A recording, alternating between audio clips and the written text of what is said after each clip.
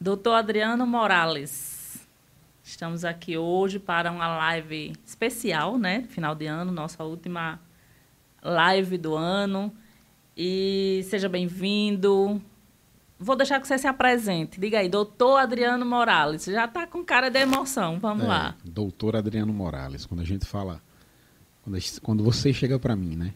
Você em especial, e fala doutor Adriano Morales, sem querer, ou até mesmo com a mais linda das vontades, com a mais bonita, com a mais bela das intuições, você me chamar de doutor. É como se eu ouvisse certas pessoas me chamando de doutor, né? Eu volto àquela criança de 7 anos que você, não querendo dizer da sua idade, não querendo trazer sua idade, até porque você é uma mulher belíssima, mas me remonta àquela criança de 7 anos que corria nas dependências da delegacia, que chegava lá com o pai dela, com o irmão dela, com a mãe, e não sabia nem o que ia ser, né? Aí, hoje, 30, 35 anos depois, a gente senta na mesma mesa e eu vejo você me chamando de doutor. Eu até reluto bastante quando alguém me chama de doutor, pela questão do doutorado não concluído, pela questão do mestrado não concluído ainda. Mas, ao mesmo tempo, eu trago aquela antiga lembrança de que, na pureza da ignorância do meu velho pai, quando ele dizia que aquele que consegue terminar o seu curso superior tem que ser chamado de doutor devido à dificuldade de acesso que se tinha antigamente ao ensino superior, a dificuldade que ele teve, a dificuldade que a geração inteira teve, né? Então eu fico muito feliz em estar aqui no dia de hoje com você, Adilza. E você me chamar de doutor Adriano Morales, a audição tem um sabor especial no dia de hoje. A gente vai passar 1 hora assim já nas emoções. Desde a primeira. Já começando assim, vamos lá. Você hoje é advogado, professor, coordenador do curso de Direito da Unifacex. Da pós-graduação. Da pós-graduação em Direito Penal e Processo Penal. Isso. Né? E não quer ser chamado de doutor porque lembra aí desses momentos de emoção. Você entende hoje de uma forma mais intelectualizada que o doutor é um título, mas seu pai estava certo. E quando você fala dessa pessoa, né, desse momento, realmente é como se ele estivesse aqui lhe chamando doutor e eu estivesse ouvindo ele dizer, meu filho é doutor. Então, hoje vai ser pesado. Pesado, vamos lá. Especial de fim de ano, show de Roberto Carlos. É quase um show de Roberto Carlos aqui hoje. Adriano, vamos lá, vamos contar a sua história. Você fala aí que aos 7 anos você estava correndo nas delegacias, Delegacia de Polícia Civil do Rio Grande do Norte. Era meu pai, Geraldo de Souza. Geraldo Macaíba, de Souza, vulgo Geraldo Macaíba. Vulgo Geraldo Macaíba. Ele passou no primeiro concurso que teve da Polícia Civil no estado do Rio Grande do Norte, em 1982. E foi uma grande conquista na época, uma vez que, na época, a Polícia Civil do Estado pagava, inclusive, melhor do que a Polícia Rodoviária Federal. E ele também foi aprovado no concurso da Polícia Rodoviária Federal e teve o direito de escolher, e optou por ficar na Polícia Civil. A valorização era um pouco melhor, digamos assim. E nessa época, eu criança... Nessa época, vivíamos ainda aquela fase do romantismo na Polícia Civil, uma categoria recém-criada, de forma mais profissionalizada, de forma pública, de forma... Os concursos públicos começaram a se afastar os cargos comissionados, os policiais, digamos assim, aqueles indicados que eram levados a ocupar. E até hoje acredito que ainda tem alguns na ativa, ou então recentemente aposentados. E eu estudava muito próximo, estudava no Colégio Salesiano de São José, e meu pai trabalhava na extinta Delegacia de Menores, ali vizinho da Igreja Bom Jesus, que hoje é até um centro de detenção provisória. Sim. E a gente ia para lá, nós terminamos 7 anos de idade, saía a pé do Colégio Salesiano de São José, atravessava aquela rua inteira e passava na frente do grande Hotel Natal e esperar meu pai na delegacia para a gente vir embora para casa, né? E foram anos assim, seja na delegacia, na extinta Delegacia de Menores, ou seja na antiga primeira DP, que foi quando eu lhe conheci. Sim. lá nas proximidades da Praça André de Albuquerque, salvo engano. Na primeira delegacia de Natal. Primeira Por delegacia isso que é a de primeira Natal, DP primeira até DP. hoje. É. Ele mudou o prédio, né? O prédio saiu de lá. O prédio saiu, mas até esse ano ainda era a primeira DP, funcionava ali, o prédio está lá, né? Eu passo ali, me traz memórias inúmeras, né? E foi assim durante muitos anos. Foi assim. Depois, quando ele saiu de lá, ele foi para a Delegacia de Armas e Munições, lá ali na descida da Rio Branco, no final da Rio Branco. E também ia lá vê-lo, ia lá visitá-lo, ia conhecer. Conheci a grande parte dos colegas de papai de trabalho, de profissão. E a vida foi assim, a vida foi se dando assim. Eu indo até a delegacia onde ele estava, naquela época não tinha acesso fácil via celular. Sim. Então a gente precisava de alguma coisa com o papai, a gente precisava ver papai de alguma forma, precisava vir para casa com o papai. Ele deixava na escola, a gente ia até a delegacia e voltava para casa. A gente ia até as delegacias e de lá a gente vinha para casa. E olha que tempos bons. Você podia, naquela época, uma criança de 7 anos andar na Ribeira ou ali no centro da cidade, andar a pé, sem riscos maiores. E outra coisa, se alguém soubesse, é o filho de Geraldo de Macaíba, ninguém nem olhava para você. Ainda tinha esse detalhe, porque policial era respeitado naquela época. O respeito aos policiais era gigantesco, né? Era assim, de fato, todo mundo, naquela época, todo mundo sabia quem era o policial e quem era o marginal. Eu me lembro que tinham figuras simbólicas relacionadas à marginalidade. Um era chamado de Ratinho, que era o terror dos estudantes do Colégio Imaculada Conceição, do Marista, do Salesiano de São José e das escolas da rede pública da região, que eles tomavam seu relógio, tomavam seu ticket, tomavam o ticket do ônibus. O ticket do ônibus, né? Só que você sabia quem era. Quando o Ratinho despontava na ladeira, todo mundo, eita, lá vem Ratinho. E já debandava os estudantes, né? Só quem era besta ficava esperando. Só que Ratinho sabia quem a gente era. Ratinho sabia que a gente era filho de Geraldo, da primeira DP de Macaíba. Então ele não encostava na gente. Em mim e meu irmão. Aí dava a hora de final de aula. Saíamos eu e meu irmão até a delegacia e vinha aquela debandada de 20, 30 estudantes junto com a gente. Para se sentir protegido. Era engraçado, para se sentir protegido até a parada de ônibus. A gente passava pela parada de ônibus, aí ficava 10 estudantes nessa parada, 10 naquela parada e a gente ia para a delegacia. Uma vez só, por engano, até fala assim, por engano, um dos comparsas de Ratinho, meu irmão foi sozinho para a delegacia, ele assaltou meu irmão, tomou meu relógio. E ele foi deixar na delegacia. Ratinho pegou o relógio do comparsa dele e foi deixar na delegacia. Foi entregar na delegacia. Disse, foi deixar na delegacia para o filho de Geraldo. Rapaz, se roubaram o relógio do filho de Macaíba, eu vou deixar na delegacia. E ele foi deixar na delegacia o relógio, quando soube de quem era que ele tinha roubado. Então, hoje em dia, a gente não sabe mais nem quem é polícia. Nem hoje quem é bandido. Hoje em dia, a gente não sabe mais quem é um marginal.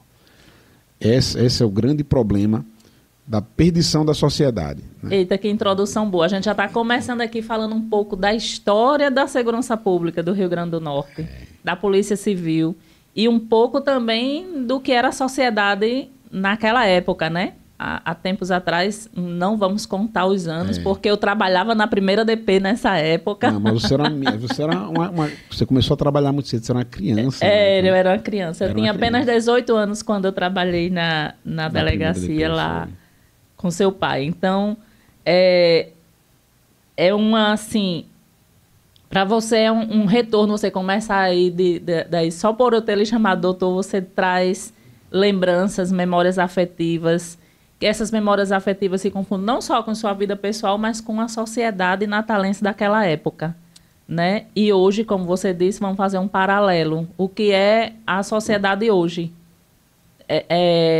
O menino Adriano Morales poderia andar na rua. O doutor Adriano Morales hoje deixaria seu filho andar na rua, naquele mesmo local que você andava? Olha só, o destino, Deus, o destino, ele nos prega peças, né? E quisera o destino que eu viesse morar na Cidade Alta. Sim. Eu casei com a doutora Catri, também advogada, e nós moramos na Cidade Alta. E não adianta, porque nós não conseguimos nos adaptar morando em outro local. Nós moramos em Amaús, passamos alguns anos lá e não conseguimos nos adaptar. Voltamos para a Cidade Alta. Os meus filhos, eles estudam no Auxiliadora, Instituto Maria Auxiliadora, que é próximo à nossa casa. É uma rua, uma reta. 3 minutos de carro, 2 minutos de carro, eles estão lá. Mas eles nunca foram de ônibus. Eles nunca foram a pé até a escola deles. Por quê? Porque justamente eles não conseguem discernir, eles não conseguem olhar e dizer aquele é marginal, aquele é policial. Eles não conseguem mais através da figura. E eu, como pai, até prefiro que eles não tenham mais esse discernimento. Porque o dia a dia de hoje ele é arraigado de questões políticas, sociais, muito pesadas em relação a isso. De repente você olha para alguém e devido a conceitos ou preconceitos que você tenha, você rotula aquela pessoa de alguma coisa, tá o problema arrumado. Tá o problema feito. Né? Verdade. Você vai atrair para si um problema que não era necessário. Então eu prefiro não enclausurá-los, não colocá-los dentro de uma bolha de proteção, mas que eles simplesmente aprendam a se precaver de forma plena, de forma completa, sem tentar, através de conceitos ou preconceitos, distinguir quem é do bem e quem é do mal. Uma sociedade arraigada de racismo, uma sociedade arraigada de determinados preconceitos, eu prefiro que eles não aprendam esses preconceitos. Eu prefiro que eles se protejam de forma global, mas que evitem ou que não façam, que não tenham esse tipo de conduta preconceituosa. Isso é assim, fazê-los viver de uma forma, digamos, mais neutra, sem muito medo, sem muita preocupação, sem simplesmente viver. Porque quando você está aí preocupado em identificar, né, um lado ou outro, você fica tenso o tempo todo e você está querendo tirar essa atenção dos seus filhos. Quero tirar essa atenção deles, eles têm que pegar o aplicativo, para dentro da escola, pega o aplicativo dentro da escola, vem para a porta de casa. Paga o aplicativo, vão treinar o esporte e volta para casa. E é assim que, por enquanto... E hoje a locomoção é dentro do aplicativo. Hoje a locomoção deles é dentro do aplicativo. Mas essa é a realidade da maioria das famílias hoje, né, aqui no estado do Rio Grande do Norte, no país mesmo, por causa desse desenvolvimento da segurança, vamos dizer, desenvolvimento da falta de segurança, né? A segurança pública, as políticas de segurança pública não estão garantindo segurança pública para a sociedade e a família é que tem que dar um jeito de proteger seus filhos. Olha onde é que você me colocou agora. Você trouxe o termo políticas públicas, políticas de segurança pública. Eu não vejo qualquer governante, em qualquer esfera, municipal, estadual, distrital ou federal, apresentar políticas públicas relativas à segurança pública. Você sabe que eu fui policial penal, eu fui sargento do Exército e eu fui policial penal. Filho de policial civil, irmão de policial civil. E meu pai e meu irmão, nós discutimos bastante, inclusive, a respeito de políticas públicas. A microesfera. Óbvio que é uma microesfera, né? Meu irmão ainda é estudante de Direito, meu pai... 35, doutor em experiência e vivência de segurança pública. Como nós havíamos mencionado. Concursado da primeira turma da Polícia Civil, não era formado em Direito, mas conhecia o Direito como muito pouca gente. E eu via papai com 30 anos de polícia, chegar para mim e dizer: meu filho, não existe preso dentro de delegacia. Meu filho, não existe a situação de você prender agora e soltar daqui a 15 minutos o cara que cometeu 15, 20 vezes o mesmo crime. Então isso me trouxe uma busca por uma definição de justiça, por uma definição do que é uma política pública voltada à segurança, bastante crítica. E eu resolvi me debruçar sobre isso, e culminou com o acontecido, com a tragédia que foi com que fez que eu me dedicasse mais ainda a estudar a respeito do assunto. Então, um grande amigo meu, o professor Rodrigo Cavalcante, deixa até registrado um abraço enorme para ele, nesse final de ano, algo muito inspirador. Ele diz que se o crime organizado compra uma ponte 50, o Estado tem que entrar na briga com um canhão. Isso. Se o crime organizado comprar um canhão, o Estado tem que entrar na briga com caça. E por aí vai. O Estado não pode permitir que o crime organizado ou o crime desorganizado tenham mais força do que ele, uma vez que ele é o detentor de todas as forças. Só que o Estado não faz isso. O Estado tem uma polícia, vários integrantes da polícia, eu vou dizer assim, até porque todo canto tem o joio e o trigo, sim, você sabe disso. Sim, sim. Vários integrantes da polícia que se dedicam em tempo integral à busca pelos seus ideais, seja civil, seja militar, seja polícia penal. Tem aquelas escoras que você sabe também que existem, pessoas que não querem trabalhar, querem o cargo público, não querem o trabalho, querem o cargo. Né? São os tipos de seres humanos que tem em todas as esferas, tem na Polícia Civil também. Tem. Na Polícia Civil, na Polícia Militar, em qualquer na Polícia área. Penal, em qualquer área. Né? Em qualquer área. Fui do Exército, tinha esse tipo de gente, fui policial, tinha esse tipo de gente, sou advogado, tem esse tipo de gente. Todo canto tem essas definições de pessoas.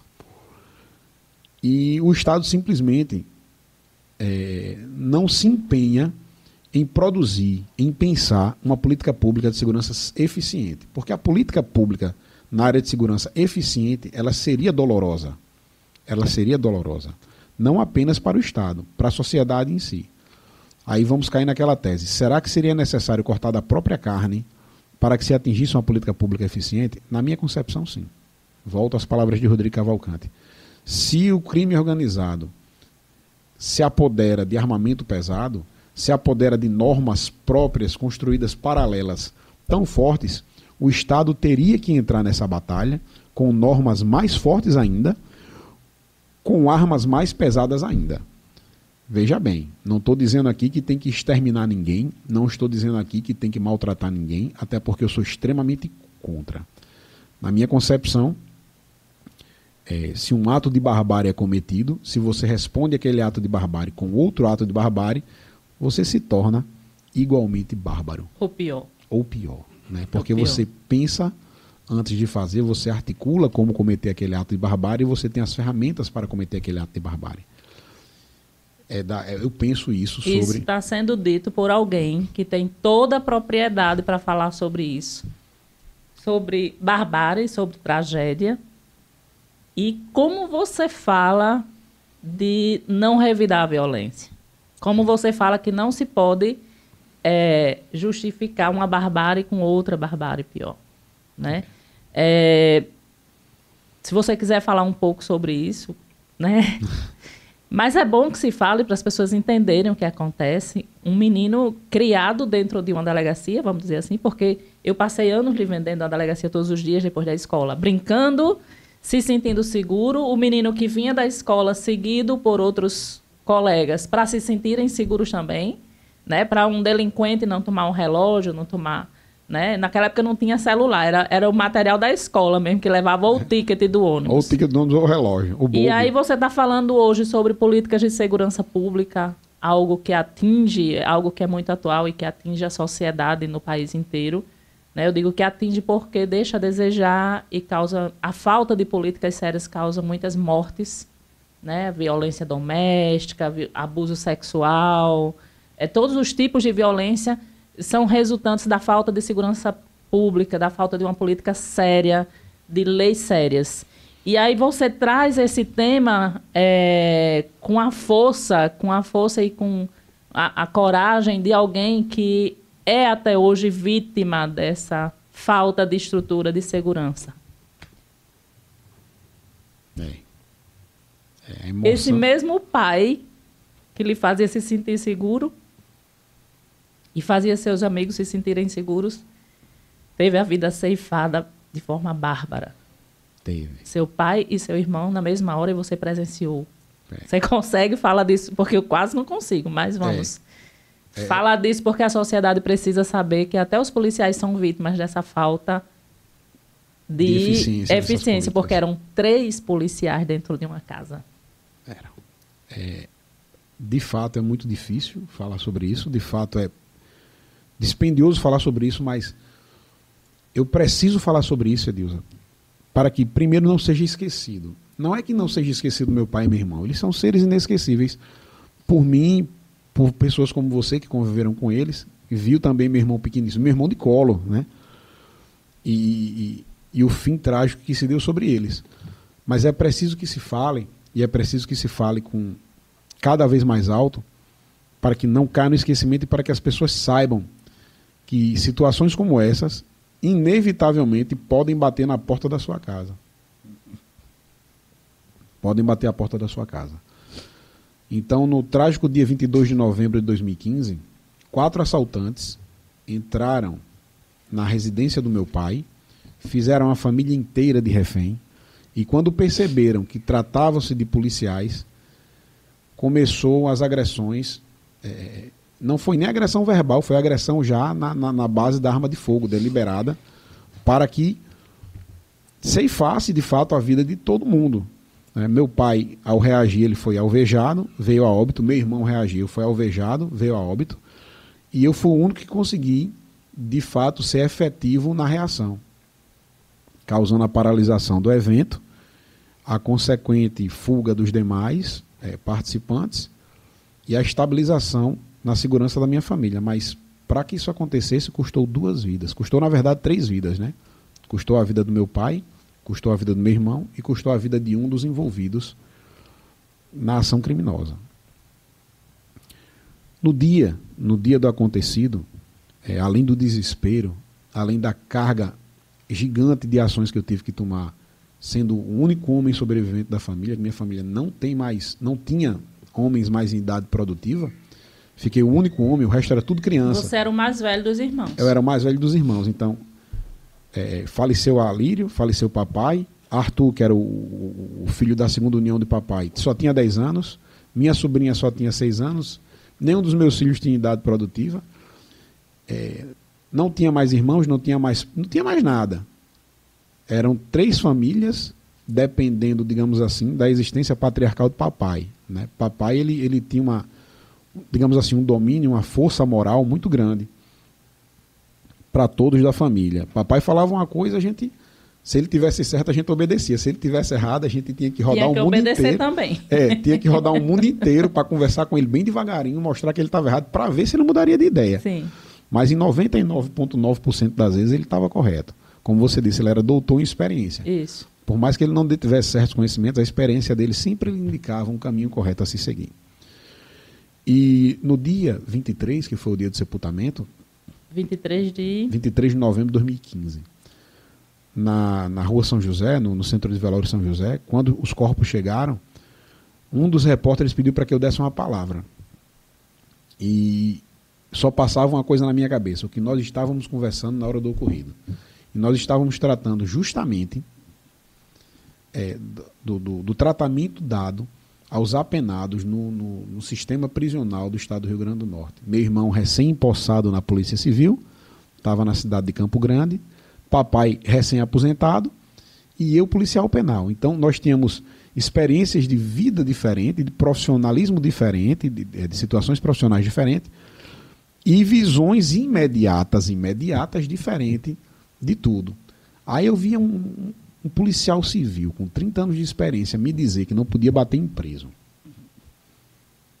Né? Eu vi um policial civil com 30 anos de experiência me dizer que não poderia bater em preso. Aí via meu irmão com 3 meses de polícia dizendo que não chegava alimentação para os presos na delegacia e que ele tinha que tirar do bolso para pagar essa alimentação. E eu me via todos os dias vendo profissionais fantásticos atuarem na Polícia Penal e profissionais de péssima qualidade atuando na Polícia Penal.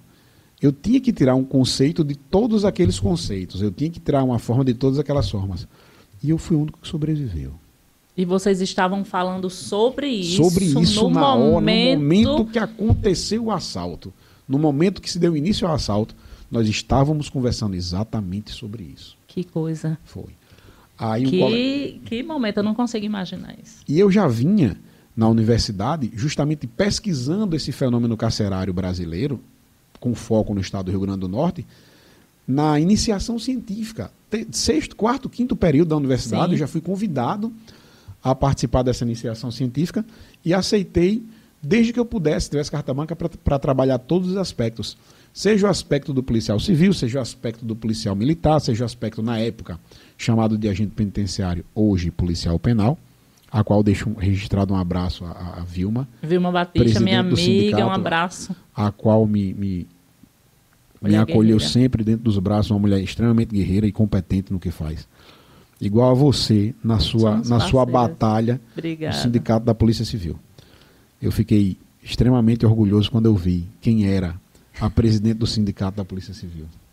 Muito orgulhoso mesmo. Muito obrigada. Então, Edilza, voltando ao cerne, quando eles faleceram, eu peguei o microfone num momento de extrema dor e desespero e disse: Quem apertou o gatilho que matou o meu pai e o meu irmão não foi um bandido.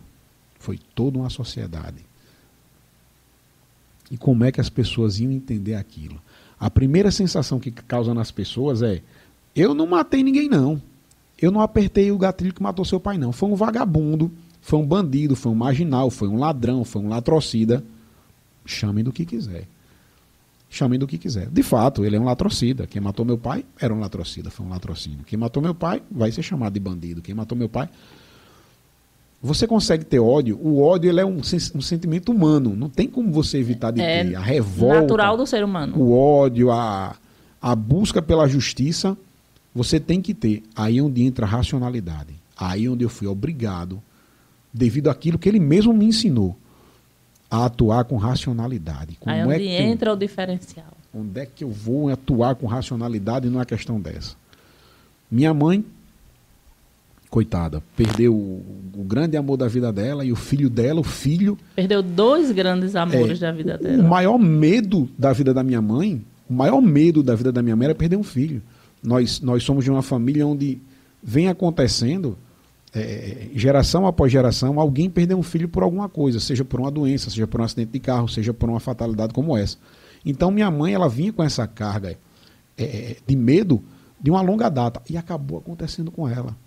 Como é que eu vou explicar para minha mãe que aquela pessoa que atirou no meu irmão, que atirou no meu pai, foi condenada a 37 anos de prisão em regime fechado e aquela pena foi justa? Ela perdeu 2 vidas, ela quer mais que a outra vida seja perdida. Ela quer mais que a outra pague, seja pago com o mesmo preço. Minha mãe queria que o cara morresse, nascesse e morresse de novo, porque era 2 vezes, ele tinha que morrer 2 vezes.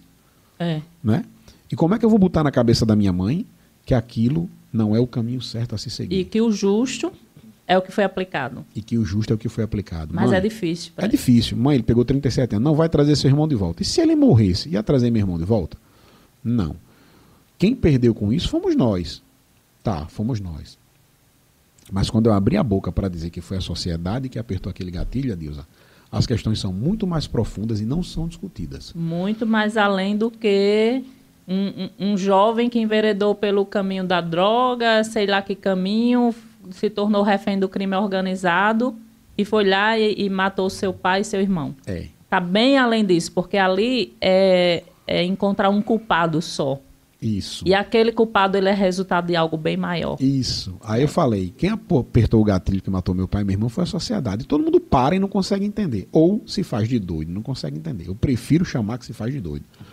Porque há de se entender que quando uma criança nasce numa situação de vulnerabilidade extrema, como são as comunidades do nosso estado, como são as comunidades do nosso país, ele não possui ferramentas de educação, ferramentas de desenvolvimento.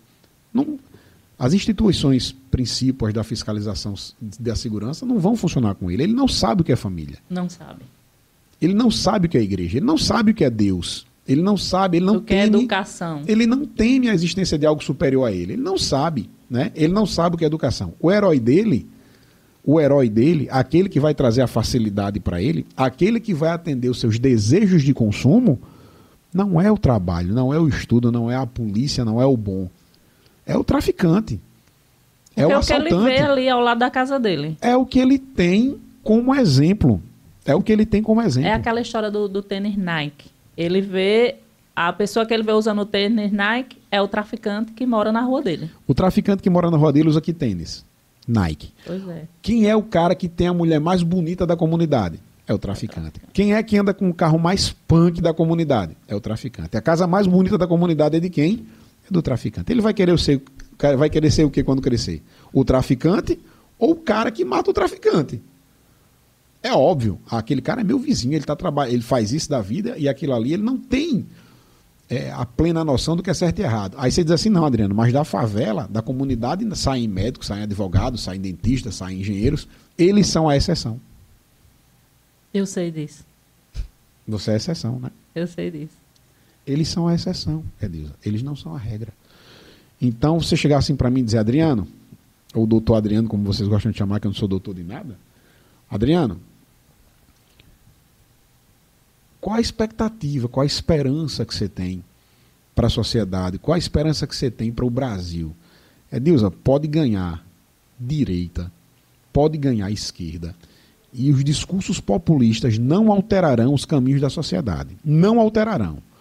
Não adianta você chegar e dizer: vamos pegar pesado com os criminosos, trancá-los em presídios de forma a cumprir sua pena na totalidade em regime fechado, vamos apertar, tem que entrar só pão e arroz, tem que entrar só água, tem que fazer só isso, só aquilo.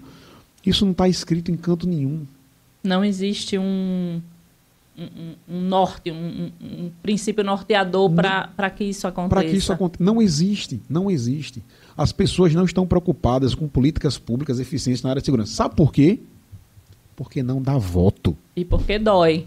E porque vai ter que cortar da própria carne. Porque corta da própria carne. Vai. Porque você vai encontrar apoiadores do crime em todas as esferas. Vai, então, é fato. vai doer. E aí, Adriano, isso tudo, assim, você é um exemplo pesado para a gente trazer, né, assim, para as pessoas pensarem, porque foram 3 policiais naquele momento vítima, as 3 famílias, porque os 3 já tinham famílias constituídas, crianças presenciaram, seu pai estava com a criança no colo na hora. Meu pai tinha meu irmão que tinha 10 anos, minha sobrinha que tinha 6, e eu tinha um filho de 2 anos dentro de casa, correndo para cima e para baixo. Na hora que aconteceu essa tragédia. E vulgarmente falando, a bala comendo. A bala comendo e... Meu filho de 2 anos correndo para cima e para baixo, e eu com um revólver na minha cabeça, parado lá de fora da casa. Uma menina de 16 anos, com arma na minha cabeça, me impedindo de levantar. E o que você fez, onde você encontrou forças, porque você precisou dessa racionalidade e você foi estudar o direito, você foi se aprofundar, né? Você dá palestras sobre o assunto, né? Você se tornou pesquisador do assunto de segurança. Você está o tempo todo numa missão que para alguns pode ser uma missão quase que inglória, né? Que é transformar, mas você é um ator dessa transformação e das possibilidades de transformação que a sociedade pode sofrer. Como você foi buscar essa força para hoje dizer assim, o que era justo, era esses 37 anos, eu precisei dizer para minha mãe, como foi que você atingiu esse nível de racionalidade? Porque o que se esperava de uma pessoa como você, que era policial, que andava armado, né? E que numa época que se dizia já que bandido bom era bandido morto, né? Nessa época já se dizia isso, né? Como é que... E você tinha todos os, digamos assim, os pré-requisitos para correr atrás de vingança pessoal. De correr atrás de cometer aquilo que você falou há bem pouco, de cometer uma barbárie maior. Porque se você quisesse, você poderia investigar, você poderia encontrar qualquer um. E se você fosse um cara com índole criminosa e não tivesse sido tão bem criado como foi por seu pai, você teria se tornado um justiceiro. Que aí muita gente tem exemplos aqui no estado de pessoas que se tornaram bandidos, justiceiros, porque disseram que foi por causa de uma tragédia, de uma coisa ruim que aconteceu na vida. O próprio Lampião fala assim em torno disso, né? É. E você não foi atrás disso. Então, o que é que você reflete? O que é que lhe motivou para você não se tornar essa pessoa e buscar esse outro caminho? Edilza, se você chegar para mim e perguntar, Adriano, isso nunca passou pela sua cabeça? É óbvio que passou. Eu disse a você, o ódio é um dos sentimentos que acompanha a humanidade desde o seu surgimento. Né? O ódio, a vingança, a busca pela vingança, a criação do próprio Código de Italião remonta ao sentimento de vingança. Sim. Né? O olho por olho, dente por dente, ele remonta, ele institucionaliza, o Código de Italião ele institucionaliza o sentimento de vingança. E o sentimento de vingança, ele não foge à natureza humana. Claro que eu senti isso. Claro que eu tive vontade de... Vou entrar num grupo de extermínio...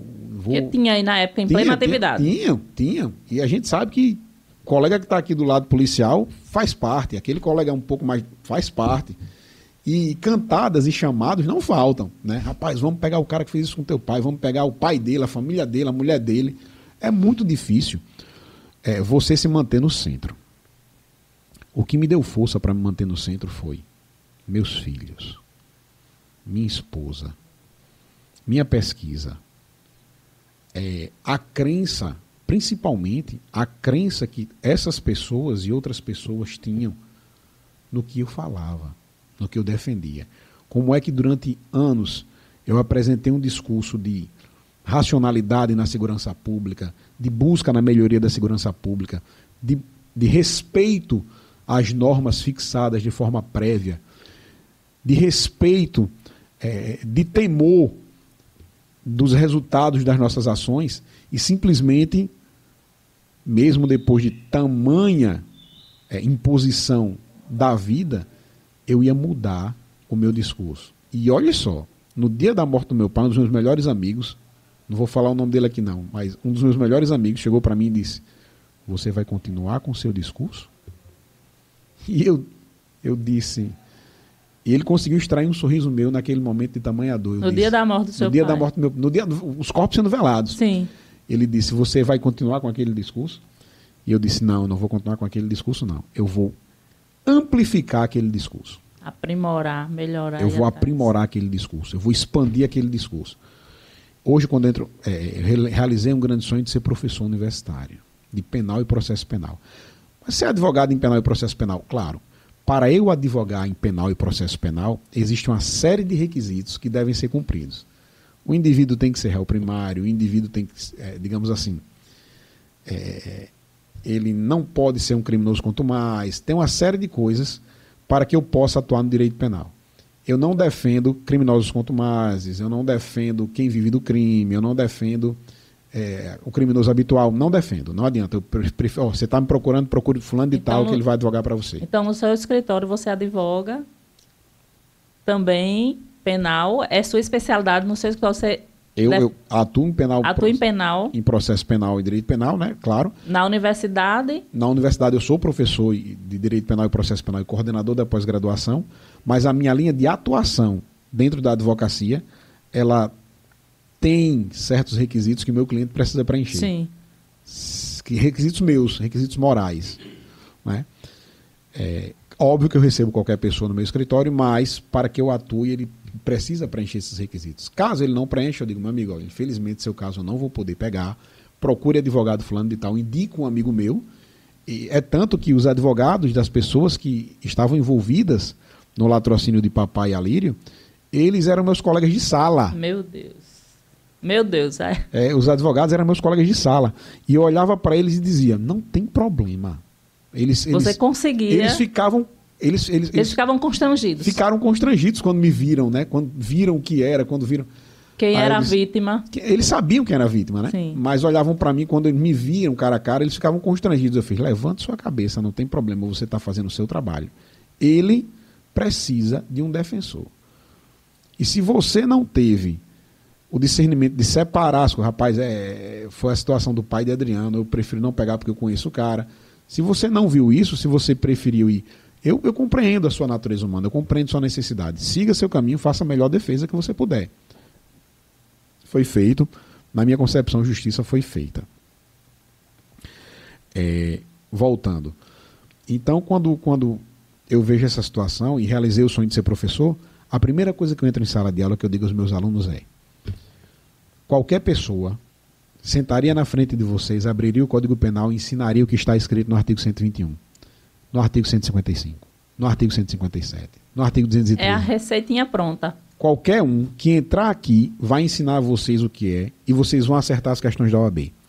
Qualquer um vai sentar aqui e vai explicar a você o que é a lei penal no tempo e você vai acertar as questões da OAB. Eu não estou aqui para isso apenas. Eu estou aqui para tentar fazer de você alguém diferente. Então, meu aluno, eu me sinto muito mais feliz quando eu consigo abrir a cabeça dele, principalmente num mundo tão polarizado, num país tão polarizado que a gente vive hoje. Abrir a cabeça dele e mostrar para ele que não existe esquerda e direita. Abrir a cabeça do meu aluno e ensinar a ele que o bom senso sempre tem que imperar. Que a esquerda não é de toda errada, que a direita não é de toda certa. E o contrário, que a direita não é de toda certa e a esquerda não é de toda errada.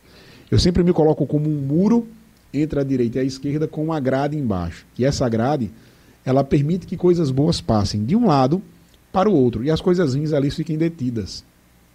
O macro fica detido e o micro, que é o que importa de um lado e outro, eles possam transitar e fazer parte da construção do ser que eu sou, da construção do meu bom senso, da construção do senso que eu espero que os meus filhos e os meus alunos tenham e que a sociedade inteira deveria ter.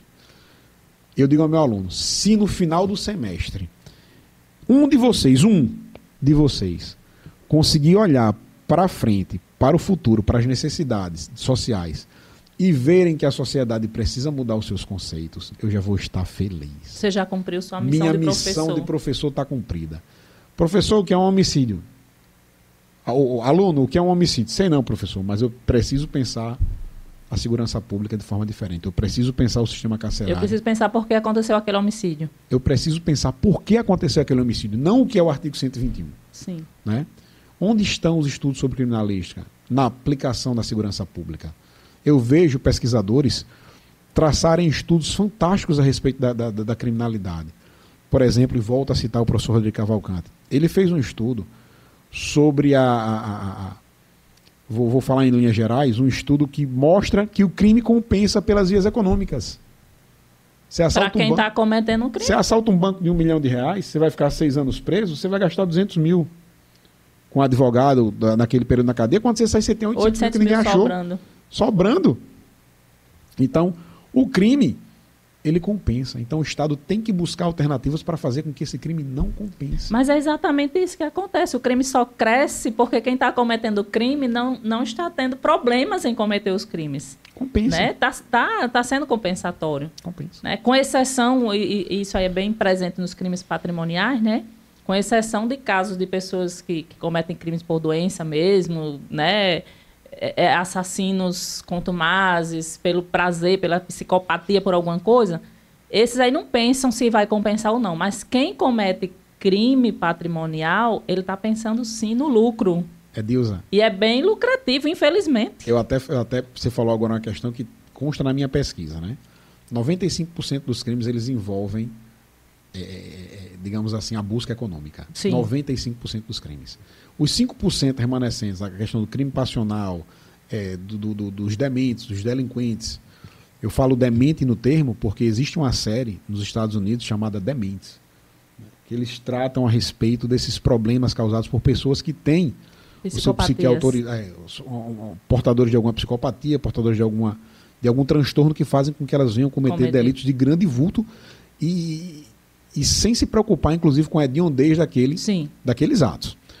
Então, essa parte desse público, digamos assim, eles seriam 5%. Se encaixam nesses 5%. E eles não poderiam, se eles encaixam 5% por ser portadores de certas patologias, eles não poderiam estar presos.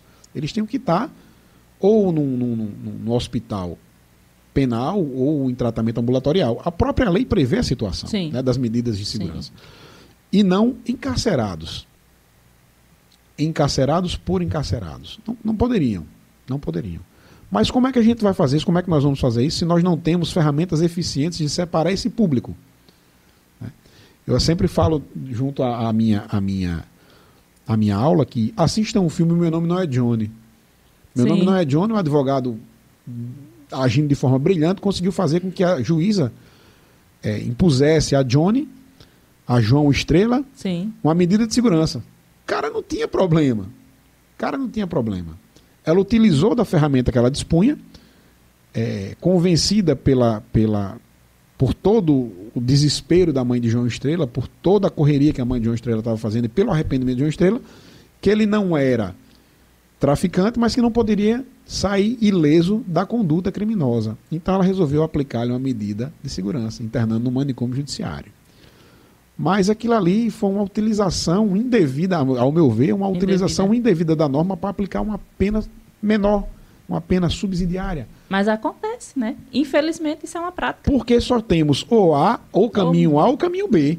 Se eu não quiser atolar o cara em 30 anos de cadeia no caminho B, eu vou botar ele numa medida de segurança, considerando ele, falando entre aspas, como um doido, para que ele fuja para que eu retire ele daquela pena exacerbada de 30 anos e traga ele a uma medida de segurança. Né? Não temos tantos caminhos assim a serem seguidos. O que termina não resolvendo um problema nem de um lado nem do outro. Nem se for para um extremo, nem para outro. Não. Porque não existe uma política que seja aplicada, não existem as normas. Então, eu acho que a gente poderia fazer depois uma parte 2 falando só de aplicação de normas. A gente poderia passar 5 anos conversando. Já está surgindo aqui muita coisa, muitas ideias, porque a gente está aí com uma perspectiva, né, de mudança no Código de Processo Penal brasileiro. A gente está com uma perspectiva e possibilidades que aí, se existissem pessoas comprometidas com a sociedade, com a segurança pública, teríamos uma chance enorme agora de melhorar muita coisa, né, porque o Código de Processo Penal vai aplicar as penas e traria normas novas e mais eficazes e atualizadas, modernas, para que ajudassem a sociedade. E a gente não vê o povo se mexer com isso.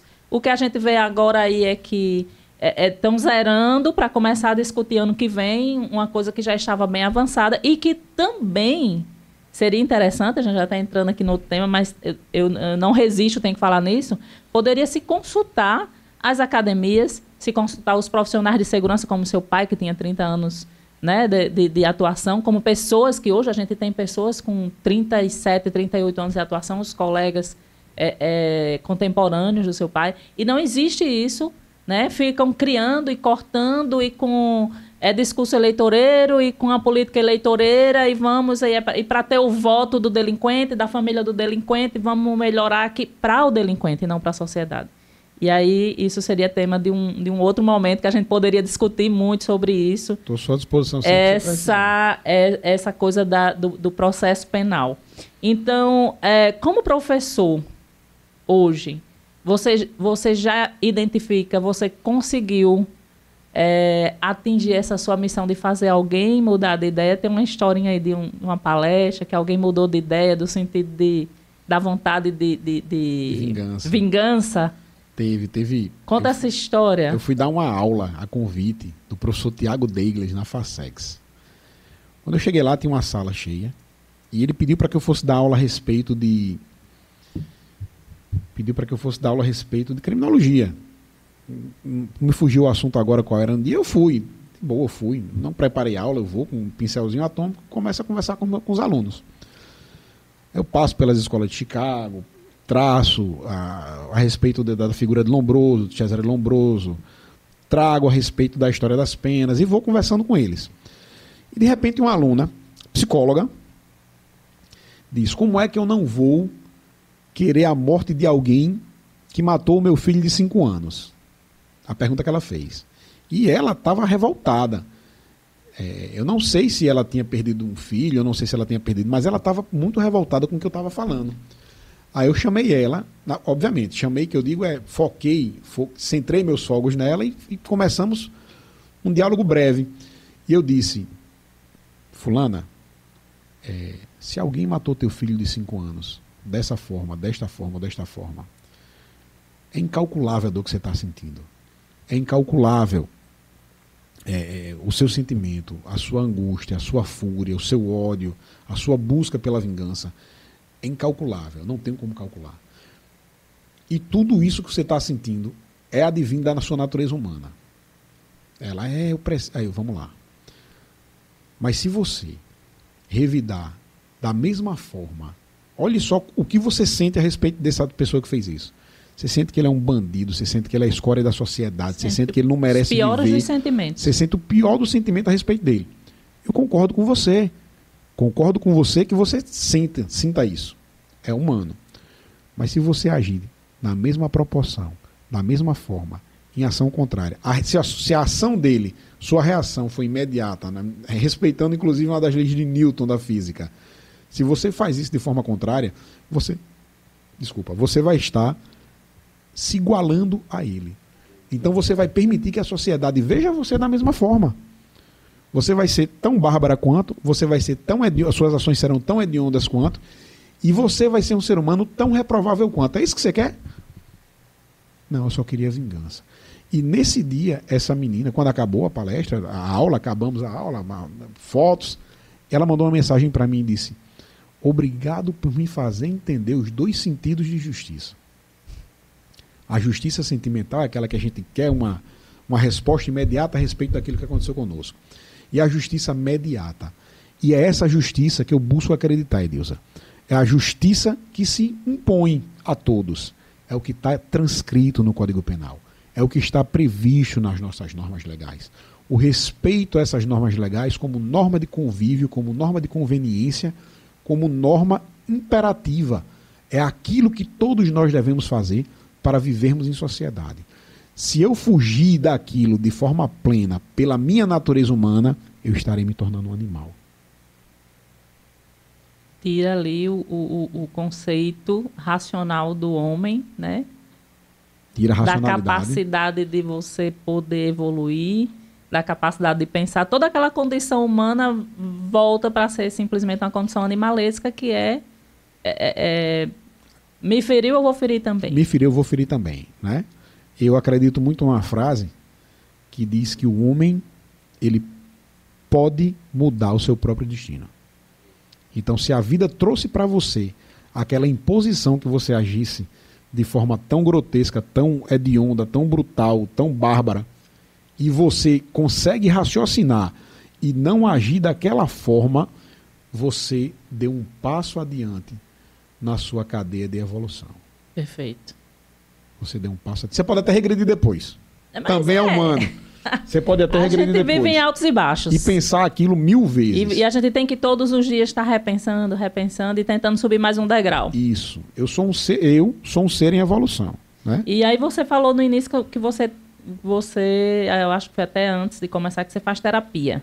Você precisou, aí você falou aí de uma psicóloga que não conseguia pensar como psicóloga, você precisou de ajuda profissional. O profissional da psicologia lhe ajudou nessa sua racionalidade, em retirar esse sentimento de vingança? Foi o que é que lhe ajudou? Porque aí você já falou aí do estudo, da sua família, de tudo. Mas algo mais que fez você sair dessa linha tênue de ser humano, que você tinha todas as possibilidades de pender para ser um Adriano bárbaro, para ser um Adriano racional e que leva a missão de transformar outras pessoas? Olha só o que você me perguntou agora. Esse Adriano que conversa com você, ele é um ser humano. Eu tenho meus momentos de racionalidade. Eu não sou evoluído, eu não sou um ser supremo superior. Eu tenho meus momentos de racionalidade. E eu sou pai de 4 filhos e padrasto de 2 enteados. Então são 6 pessoas. 6. Né? 6 cabeças diferentes. Parabéns. Mais uma esposa, mais uma mãe, mais uma sobrinha, mais um irmão. Aí a minha cabeça se preocupa com... aí tem sogra, sogro, sobrinho. Minha cabeça se preocupa com muita gente. É uma grande tenda sobre muitas pessoas. As minhas asas, elas são bastante largas. E essas pessoas, eu sou muito sanguíneo. Qualquer ato dessas pessoas, ele me tira do sério. O menino deixou, por exemplo, uma toalha no chão. Essa toalha no chão. E eu tenho que me controlar bastante sobre isso. Discutiu com a esposa. O menino está atrasado para um compromisso. E são... muita gente, várias coisas. As relações humanas diárias que você tem que sobreviver. E aluno que não quer estudar, e eu fico naquela, rapaz, eu chego na sala de aula e digo, rapaz, você tá na universidade, você está no curso de elite. Você respeite o dinheiro de quem lhe mantém aqui na universidade privada ou na universidade pública. Quem mantém a universidade pública são nossos impostos. Então, é o meu dinheiro. Respeite. Na universidade privada, se seu pai está pagando sua universidade, respeite seu pai. Se você está pagando sua universidade, respeite seu trabalho. Se você é aluno do FIES ou ProUni, vem advento dos meus impostos, respeite o meu dinheiro. Também. Então, respeite o que você está fazendo. Se respeite. Né? Se dedique não apenas a passar numa prova, não apenas a acertar questões. Se dedique na forma de se desenvolver como ser humano, se desenvolver como profissional, se desenvolver como pensador, como alterador de uma realidade. As universidades, elas são criadas, sempre, historicamente, foram criadas em locais onde precisavam de desenvolvimento. As pessoas mais inteligentes, os pensadores, iriam para aquela universidade e lá desenvolver algo.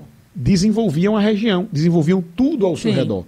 A agricultura, as relações, a saúde, tudo. A universidade, ela cresce, ela nasce no sentido de desenvolvimento.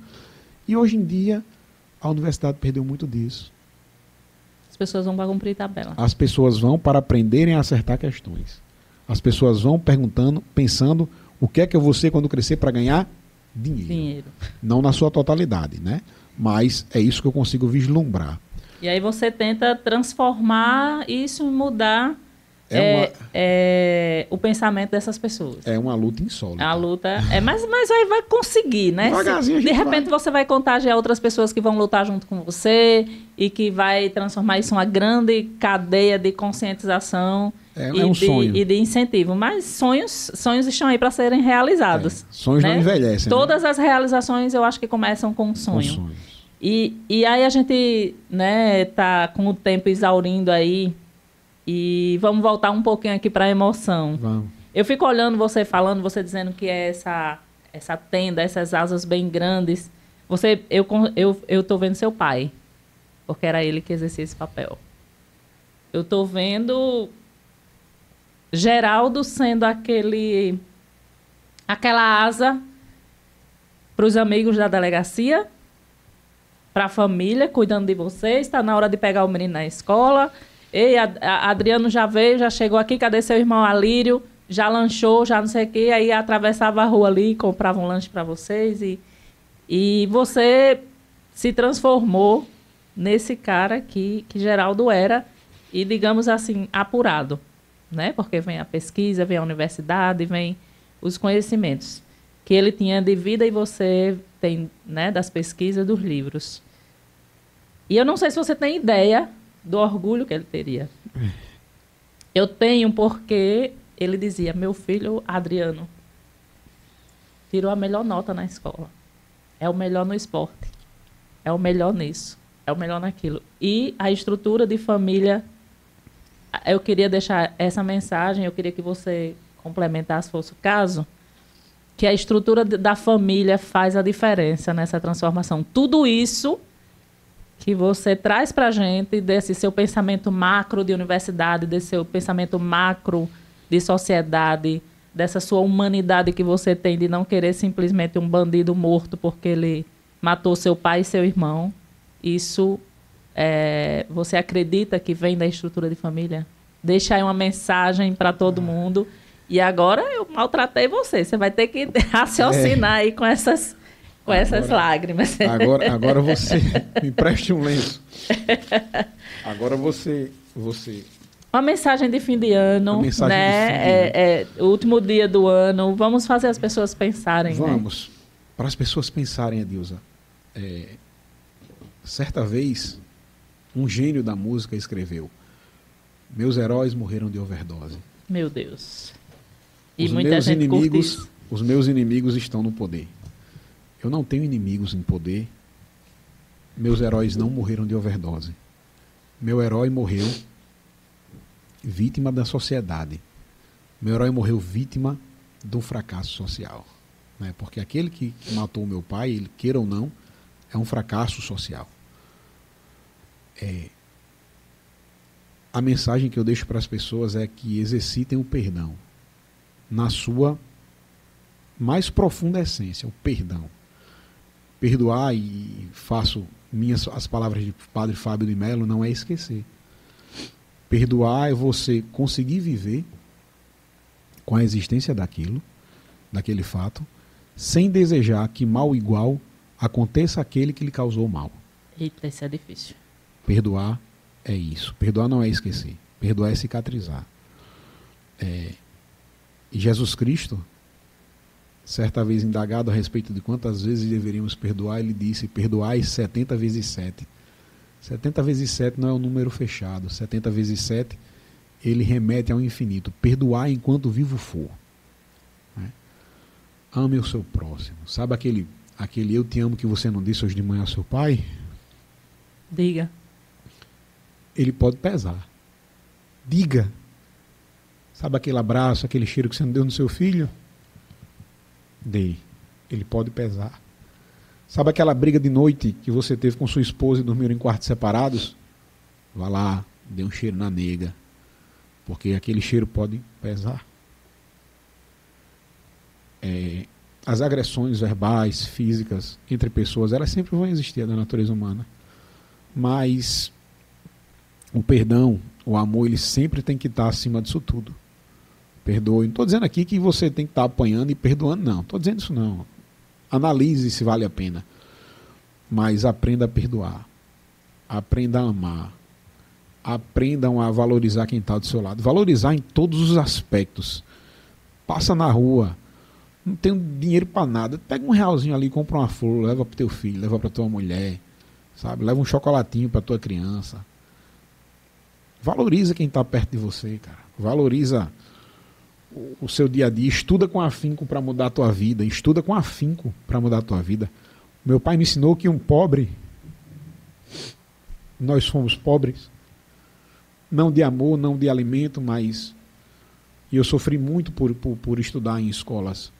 Meu pai só podia me dar a escola. Estudei em escolas, digamos assim, escolas de rico, sendo pobre, né? E eu sofri muito, porque criança é bicho muito cruel. É. Criança, o bicho mais cruel do mundo é a criança, viu? Não é o adulto, não. Eu fui isolado por ser pobre, eu fui isolado. Eu nunca fui na festa de um coleguinha de sala de aula, porque eu nunca fui convidado, eu era pobre, né? Cuida para o teu filho não ser assim.